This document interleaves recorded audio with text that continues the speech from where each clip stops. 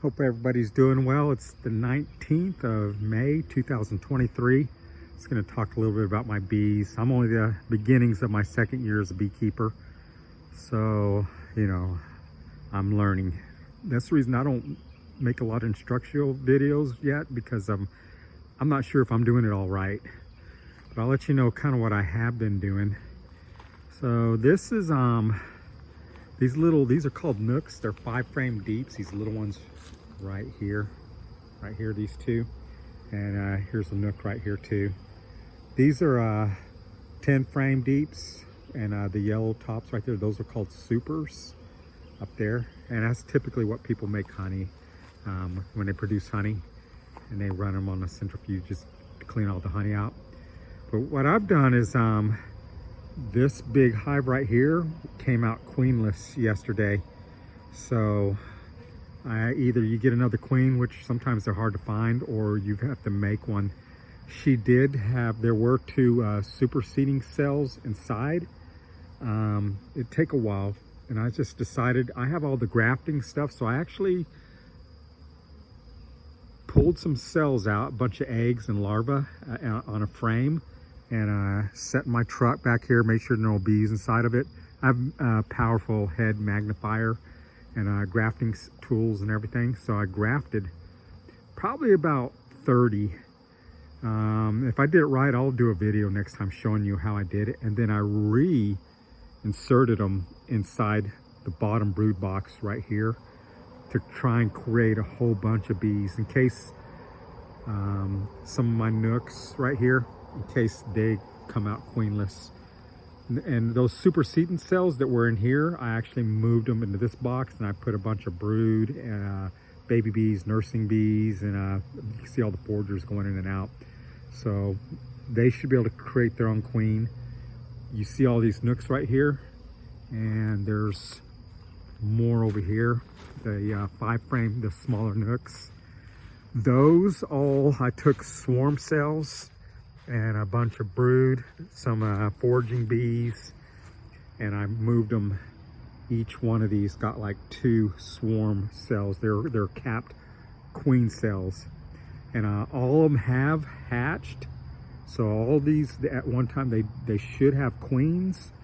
They should be, on some of them, finishing up their maiden voyage flights, their mating flights, and start laying and producing.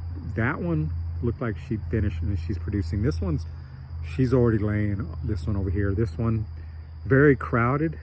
I don't know if it's called queen right. It's like after the queen's done all of her mating flights and she's actually laying, and the workers bees accepted her. It's called queen right, and you can tell if your hives are queen right because you can work on them. You can walk right against them and work them without any equipment, basically. And the bees are real happy. If they lose their queen, sometimes you can't even stand as close as I am right now. They'll just come right out and attack you like, hey, you need to take care of us, or we're just pissed off at the world. This is it's just this normal 10-frame right here, and they're very young. It's the last set of packaged bees that I actually have installed, and they're just getting started. So they'll you give them a month, and they're going to be going crazy. The nooks are going crazy. Some of these nooks, like again the smaller ones, I'm going to go ahead and start moving them to some of the larger 10 frames and put what are called those supers, and start producing honey. I'm going to allow them to keep the first super, and anything above the first I'll start taking. So first year, when you first start bees, you don't get a lot. Second year, you get ungodly amounts. So one of these supers right here can weigh 30-40 pounds of honey. So you can get a lot of honey real quick, these things. We do have the flow on, so there's a lot of pollen and everything, but I'm still feeding my newbies. So even though there's plenty, and I just use regular old mason bar jars on these right here. I like the mason jars, believe it or not, the best, because I can just buy those at Walmart, poke 3 teeny little holes and flip them upside down on a piece of plywood. And as I drive by, I can see how much they're drinking per day, and monitor it just from my car, you know, when I'm driving to the road. The other feeders up here, they cost a lot more. They're good. The benefit to these is you can actually look down and you can see the bees feeding in there, and you can pull this top off and pour sugar syrup down in it without the bees coming out. So that's a benefit of these. But I like the mason jars. And boy, you can see these bees are just going nuts right now, can't you? Just look at them. Like I said, sometimes you can't stand as close as I am right now, because that big giant hive right there, it does not have a queen. And that's the one I installed. The queen, it's actually called a starter. And I installed a frame with a bunch of about 24-hour larvae inside right here. And so they should be building those in the queen cells. And then what I'm going to do is I'm going to pull those out, and I'm going to install 1 or 2 apiece in other nooks that I have, and see if they take. And this one's so busy right here. I didn't want to actually start a little nook like this, but for me to move that back onto that stand, the bees will just land right through on that darn brick, and they'll just kind of hang out. So I was like, screw it, man. There's some superseding cells, queen cells right in here. So I'm just gonna move them in here. I already got a ton of bees in here, and so hopefully they'll create their own queen. So we'll see. A lot of experimentation with bees, especially for me, for being just a second year guy, the beginnings of a second year. So I've been doing a lot of splits. I've done 7 splits, and I'm trying to create my own queens, because if you don't have them, you got to buy them. They're about $40 a piece now. And then if you got to buy them online, they're about $40 a piece, and then you got to pay overnight shipping. So holy crap, they can, you know, your hive goes queenless. And that's what most people do, actually. Most people just actually order their queens, or, you know, hopefully somebody in your local area has them, and get them that way. I can actually raise them and sell them if I want to. I have some really high grade queens. I really do. Super queens. Anyways, these 2 hives right now, so these are double deep brood boxes right here. And then right there's a super. Each one of these has a super on top for honey, producing honey. And I got queen excluders between the super and that second brood box right there. So the queen cannot go up in here, any supers, and lay any eggs or anything. They're strictly for producing honey, clean honey. I'm not feeding them. I got a bunch of top feeders there inside the shed here. I'm not feeding any of these. So any honey they make is pure, true honey. Because you'll get a lot of people that'll actually feed their bees sugar water.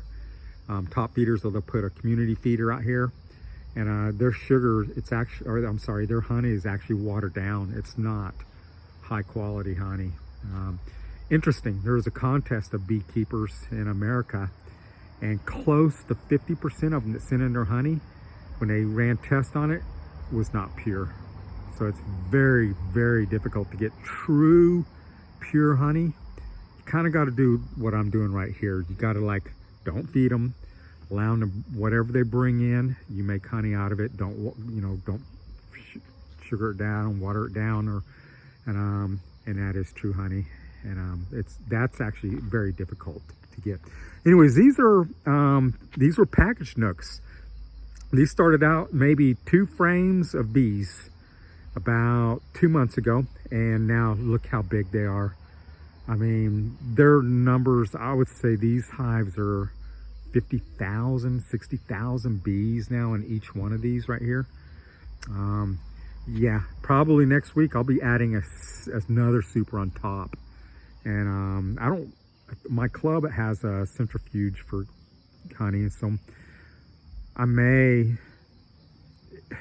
it's amazing. If I start getting a lot of honey this early, that's unusual. That's for a packaged set of bees. which is 3 pounds of bees installed, 10,000.